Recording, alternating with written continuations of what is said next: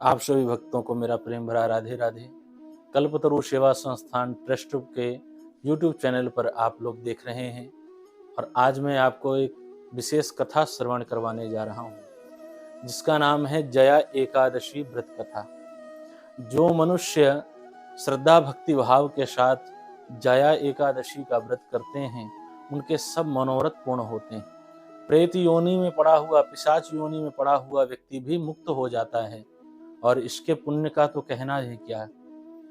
एक बार धर्मराज युधिष्ठिर ने भगवान श्री कृष्ण से पूछा, हे केशव, हे जनार्दन, हे मधुसूदन, आप कृपा करके माघ शुक्ल पक्ष की एकादशी, उसका नाम क्या है, उस व्रत का विधान क्या है और उस व्रत को करने से क्या फल मिलता है, कृपा कर कहिए। भगवान श्री कृष्ण मुस्कुराते हुए कहते हैं, हे युधिष्ठिर, तुमने सबके कल्याण के लिए पूछा है। माघ मास के शुक्ल पक्ष की एकादशी, जिसे हम जया एकादशी कहते हैं, जो भी जया एकादशी का व्रत करते हैं, चाहे वो भूत योनि में है, पिशाच योनि में है, किसी भी अति नीच योनि में पड़ा हुआ है, उसकी मुक्ति हो जाती है और मनुष्य को अक्षय पुण्य फल की प्राप्ति होती है। अब मैं तुम्हें एक कथा सुनाता हूं, ध्यान पूर्वक सुनो। नंदन वन में इंद्र की पुरी में इंद्र सभा के मध्य में अपने सिंहासन पर सुशोभित था। उस समय अनेक संत वहां उपस्थित थे।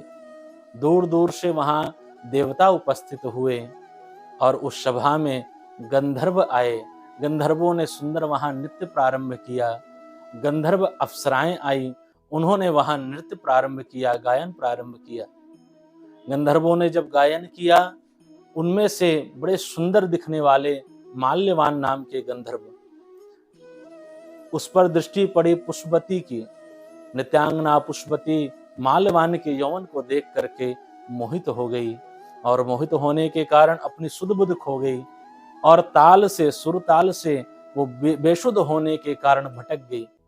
इंद्र को क्रोध आया और क्रोध में आकर के इंद्र ने श्राप दिया, हे नित्यांगना पुष्पवती, हे गंधर्व माल्यवान, तुमने मेरे सभा को दूषित किया है, सुर ताल से भटक गए हो और आज से मैं तुम्हें श्राप देता हूं, तुम पृथ्वी लोक में जाओ और महाप्रेत योनि में तुम्हें जाना पड़ेगा। दोनों को प्रेत योनि में डाल दिया।